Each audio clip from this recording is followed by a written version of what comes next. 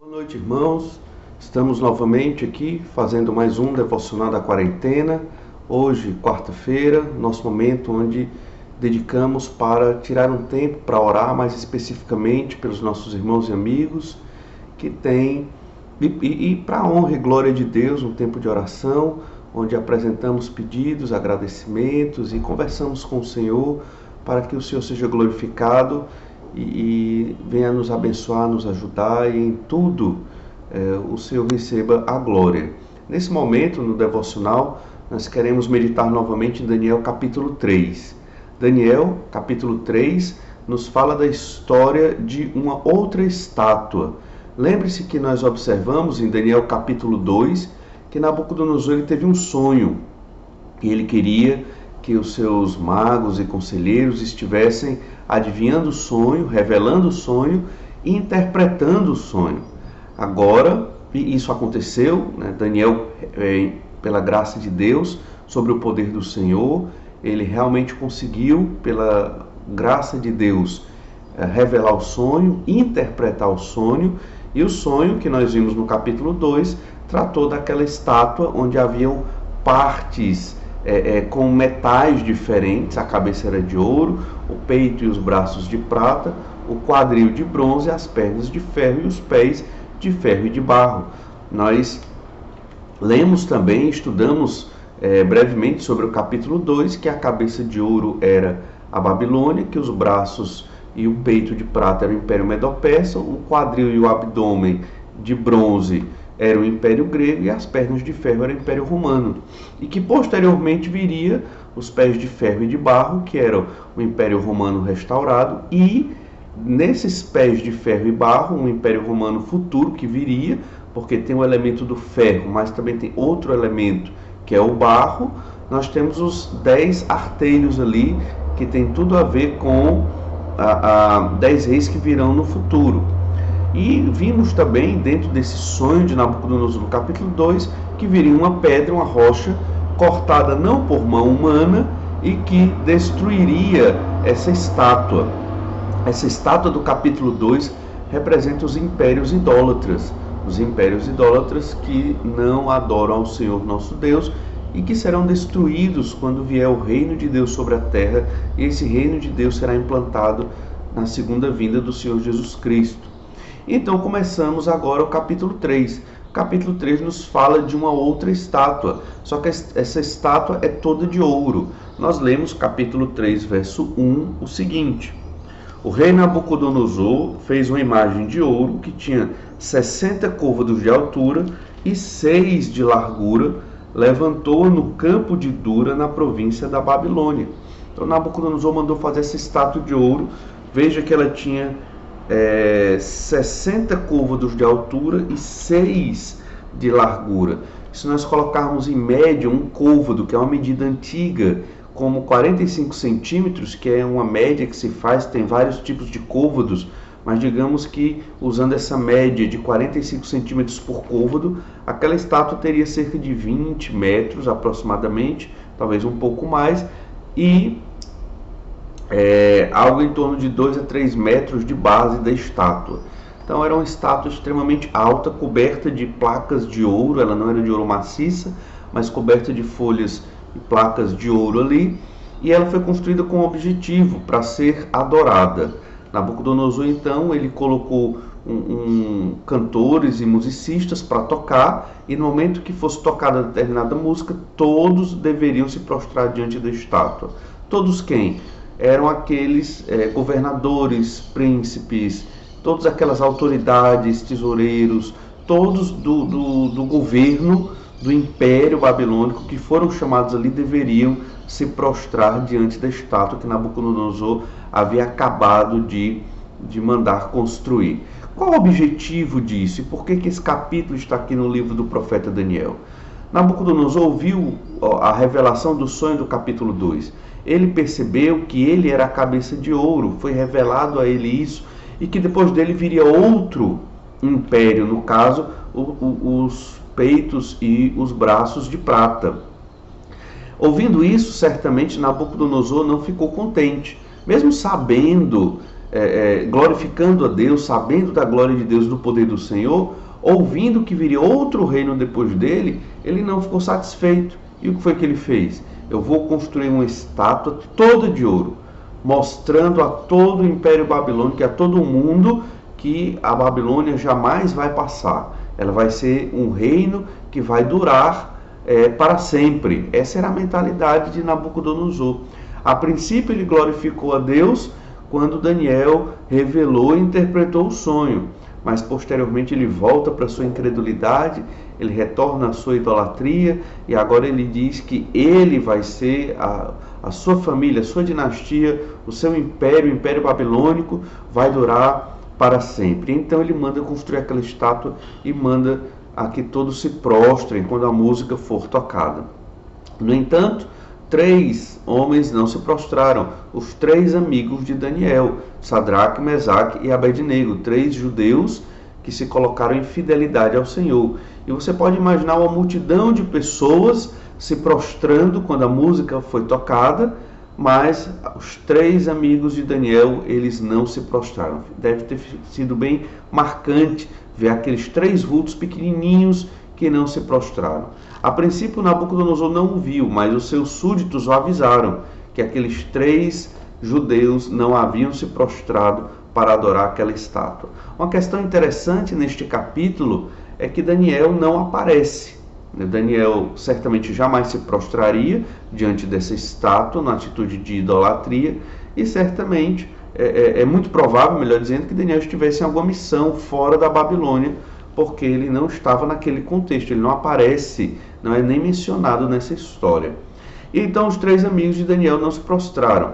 Resultado, Nabucodonosor ficou indignado, foi avisado pelos seus súditos e ficou indignado, com falta de respeito ao rei, porque eles 3 não se prostraram diante da imagem que Nabucodonosor construíra.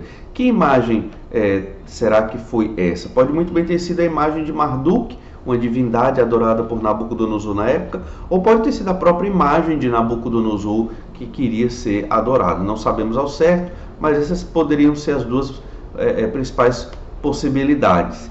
E então, Nabucodonosor chega para aqueles 3 judeus e os pressiona e diz que a música vai tocar novamente, eles devem se prostrar novamente ali diante da estátua como um indício de adoração. Na verdade, Nabucodonosor ele queria mostrar para todo o Império Babilônico que ele não estava aceitando a vontade determinada do Senhor, ou seja, de que depois do Império Babilônico viria outro império. Olha então o que os amigos de Daniel responderam. No verso 16 do capítulo 3, nós lemos ainda: responderam Sadraque, Mesaque e Abednego ao rei: ó Nabucodonosor, quanto a isto não necessitamos de te responder. Se o nosso Deus, a quem servimos, quer livrar-nos, ele nos livrará da fornalha de fogo ardente e das suas mãos, ó rei. Senão, fica sabendo, ó rei, que não serviremos a teus deuses, nem adoraremos a imagem de ouro que levantaste. Os 3 judeus, amigos de Daniel, estavam determinados a não se prostrar. E eles entendiam muito bem a doutrina da soberania de Deus. Se Deus quisesse, eles iriam morrer na fornalha. E se Deus quisesse também, Deus poderia livrá-los dessa fornalha. Mas indo para a fornalha de fogo ou não, o fato é que eles não se prostrariam diante da imagem de ouro edificada ali por Nabucodonosor. Importante colocar o castigo para aqueles que não se prostrassem à imagem. O castigo era a fornalha de fogo ardente. Então eles seriam lançados, queimados vivos naquela fornalha, caso não se prostrassem. Um castigo terrível, mas esses 3 judeus, assim como Daniel, estavam focados em obedecer ao Senhor. Perceba, mais uma grande lição nessa história: a obediência a Deus é mais importante do que a nossa própria vida, é mais importante do que a nossa própria saúde. Obedecer em fidelidade ao que Deus revelou é mais importante do que tudo. Hoje nós temos a Bíblia Sagrada, 66 livros da Bíblia para obedecermos. Devemos obedecer a Escritura, obviamente, com a interpretação coerente desse livro, uma interpretação honesta, né, deste livro, lendo de Gênesis a Apocalipse, para compreender o que a Bíblia Sagrada tem a nos dizer, porque ela é a vontade revelada do Senhor nosso Deus. Esses 3 amigos entendiam que era mais importante obedecer ao Senhor do que prezar por sua própria vida. Isso é um sinal de extrema maturidade, de profundo conhecimento de Deus, de entendimento do que é a vida eterna. Todos nós, irmãos, devemos buscar ter este nível de obediência. Esses 3 homens são modelos, padrões para o nosso estilo de vida nessa terra, para uma vida cristã dedicada ao Senhor. Eles não estavam preocupados com a pena, o castigo, e eles também tinham a maturidade para compreender que Deus, Ele tem a sua vontade, e que se o Senhor quiser, Ele nos livra, como também se o Senhor quiser, Ele permite que nós passemos por dificuldades terríveis. Eles poderiam ir para a fornalha mesmo, eles não estavam sendo ingênuos, mas se Deus quisesse, fosse da vontade do plano eterno do Senhor, Ele nos livraria da fornalha. Assim nós devemos ter esse entendimento hoje. A nossa obediência não deve ser condicionada àquilo que nós queremos que Deus faça a nós.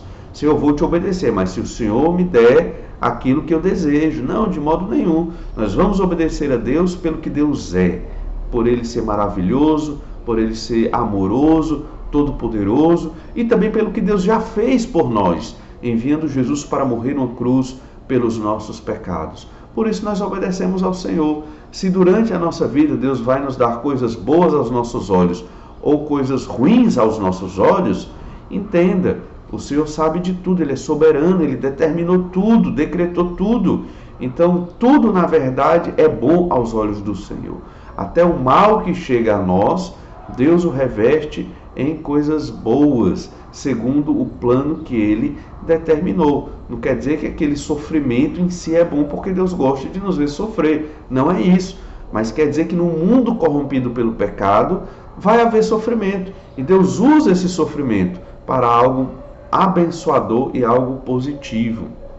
Veja então que Nabucodonosor encheu-se de fúria. Olha o que diz o verso 19. Então Nabucodonosor se encheu de fúria e, transtornado o aspecto do seu rosto contra Sadraque, Mesaque e Abednego, ordenou que se acendesse a fornalha 7 vezes mais do que se costumava.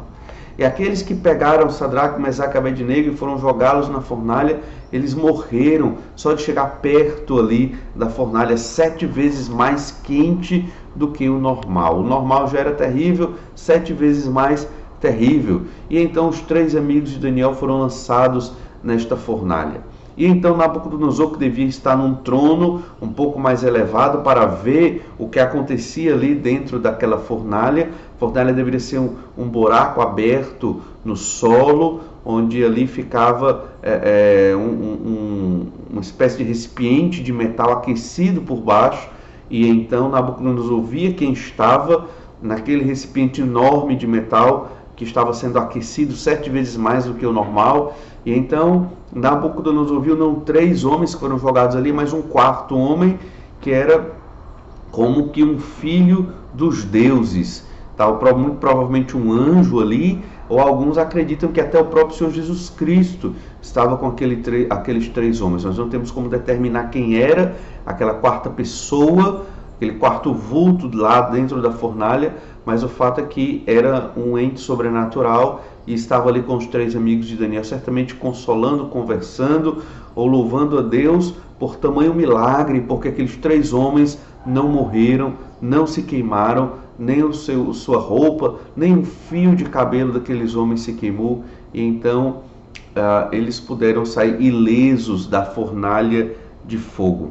Olha então como nós lemos aqui no verso 24 de Daniel 3.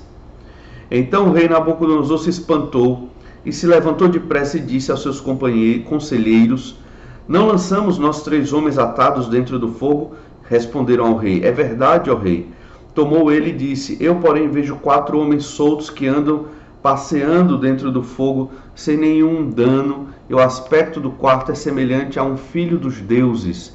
Então se chegou Nabucodonosor à porta da fornalha, sobremaneira acesa, falou e disse: Sadraque, Mesaque e Abednego, servos do Deus Altíssimo, saí e vinde. Então Sadraque, Mesaque e Abednego saíram do meio do fogo. Ajuntaram-se os sátrapas, os prefeitos, os governadores e conselheiros do rei, e viram que o fogo não teve poder algum sobre os corpos destes homens, nem foram chamuscados os cabelos da sua cabeça, nem os seus mantos se mudaram, nem cheiro de fogo passaram sobre eles. Então, mais uma vez, o Senhor livra os seus servos. Muito importante que no capítulo 2, todos os magos seriam mortos se não revelassem e interpretassem o sonho, e Deus livrou-os e livrou Daniel e seus 3 amigos, dando a Daniel a revelação e a interpretação do sonho. E no final do capítulo 2, Deus é glorificado por Nabucodonosor. Da mesma forma, no capítulo 3, Deus livra os 3 amigos de Daniel, salvando-os da fornalha de fogo. E no final do capítulo 3, Nabucodonosor mais uma vez glorifica o nome do Senhor, nosso Deus. É o que nós lemos no verso 28. Falou Nabucodonosor e disse: Bendito seja o Deus de Sadraque, Mesaque e Abednego, que enviou seu anjo e livrou seus servos que confiaram nele, pois não quiseram cumprir a palavra do rei, preferindo entregar o seu corpo a servirem e a adorarem a qualquer outro Deus, senão ao seu Deus. Portanto, faça um decreto pelo qual todo povo, nação e língua, que disser blasfêmia contra o Deus de Sadraque, Mesaque e Abednego, seja despedaçado, e as suas casas sejam feitas em monturo, porque não há outro Deus que possa livrar como este. Então o rei fez prosperar a Sadraque, Mesaque e Abednego na província da Babilônia. Novamente, Nabucodonosor, mesmo sendo idólatra, ele teve que adorar e glorificar o nome do Senhor nosso Deus, e expediu um decreto de que ninguém falasse mal ou agisse mal, falando blasfêmias contra o Deus de Sadraque, Mesaque e Abednego, com a punição de que seria despedaçado junto com suas casas. Observe então como Deus foi glorificado, pela obediência de apenas 3 servos. Se nós formos, irmãos, um desses 3 servos obedientes, certamente Deus será glorificado no meio de uma multidão. Lembre-se, esse momento aqui era uma grande multidão que deveria se prostrar a uma estátua. Um dos fundadores do Seminário Batista do Cariri, o missionário Jim Wilson, ele escreveu num livro dele sobre teologia de missões, que esse capítulo 3 do profeta Daniel foi uma grande campanha missionária no Antigo Testamento. E é verdade, aqueles 3 homens, sem falar palavra alguma, ficando de pé, eles glorificaram o nome do Senhor nosso Deus. Obviamente depois eles apresentaram a razão por que não se prostraram, e aí glorificaram mais ainda o nome do Senhor nosso Deus. Muitos dos que estavam ali reunidos viram e ouviram o que estava acontecendo. Eles 3 dobraram o rei Nabucodonosor. Na verdade, o Senhor nosso Deus Todo-Poderoso dobrou o rei Nabucodonosor, que mesmo não crendo no Senhor, teve que glorificá-lo e adorá-lo naquele momento ali. Perceba então que esta foi uma grande campanha missionária, porque muitos ouviram de Deus, muitos reconheceram o poder de Deus. É muito provável, embora o texto aqui do capítulo 3 não diga, que muitos ali venham a ter se convertido ao nome do Senhor nosso Deus, a partir do testemunho de obediência de Sadraque, Mesaque e Abednego. Nós temos um relato no Novo Testamento dos magos que vieram do Oriente, seguindo a estrela para ver o nascimento do Messias. Esses magos do Oriente, eles vieram da Mesopotâmia. A Mesopotâmia é a região onde ficava a Babilônia. E magos aqui pode ser muito bem entendido como embaixadores, representantes de um reino, conselheiros. É muito provável que dos convertidos aqui, eles começaram a falar da salvação do Senhor nosso Deus para seus filhos, para seus conhecidos, e muitos outros vieram a se converter até chegar naqueles magos que vieram da Mesopotâmia, da própria Babilônia, provavelmente, para ver o nascimento do Senhor Jesus Cristo. Eles começaram a ler o Antigo Testamento, viram as profecias sobre o Messias e vieram conduzidos por Deus para ver o nascimento do Filho de Deus, que viria morrer numa cruz para nos libertar da condenação dos nossos pecados. Tanto Daniel como seus 3 amigos foram os grandes proclamadores da glória de Deus no meio do cativeiro babilônico. Obviamente houveram outros profetas também que ainda estavam vivos nesse período, mas principalmente aqui Daniel e seus 3 amigos. Então, irmãos, quando nós obedecemos ao Senhor de modo fiel e impactante, obedecemos como algo mais importante do que a nossa própria vida, nós estamos testemunhando ao mundo que Deus existe, estamos testemunhando ao mundo que a nossa fé não é uma fé de brincadeira, não é uma mera religião social, mas é realmente uma fé fundamentada em verdades eternas, na palavra de Deus. É uma fé que não parte de nós, porque nós somos pecadores, mas é uma fé que vem do Senhor nosso Deus. Irmãos, que nós glorifiquemos ao Senhor a partir desta fé que temos no Senhor Jesus Cristo, que Deus colocou em nós, que sejamos obedientes como os 3 amigos de Daniel, não nos preocupando com o nosso bem-estar, mas nos importando mais do que tudo em obedecer ao Senhor nosso Deus, para que o nome dele seja glorificado, até mesmo por aqueles que são incrédulos, que vivem distante do Senhor. Que Deus abençoe você, abençoe sua família nestes momentos de isolamento, aqueles que estão trabalhando ainda, que Deus os proteja e cuide de cada um. Vamos continuar orando uns pelos outros, vamos continuar orando pela nossa cidade, pelo nosso país e pelo mundo todo. Sabemos que esta pandemia é da vontade do Senhor e Deus quer mostrar à humanidade o quanto a humanidade é frágil, o quanto nós precisamos do Senhor nosso Deus. Vamos orar, vamos pedir a Deus que tenha misericórdia de nós. Pai amado, te louvamos por tudo, te agradecemos porque o Senhor tem cuidado de nós.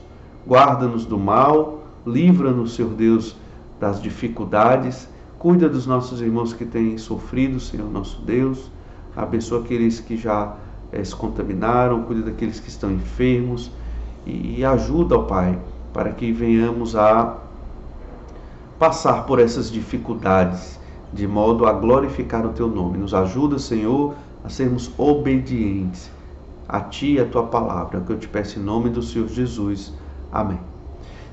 Vamos tirar esses tempos, esses momentos de quarentena para orar uns pelos outros e para estar estudando a palavra do Senhor, aproveitando essa oportunidade para sairmos melhores e mais fortes no conhecimento do Senhor nosso Deus. Que Deus abençoe a todos, uma boa noite e até breve.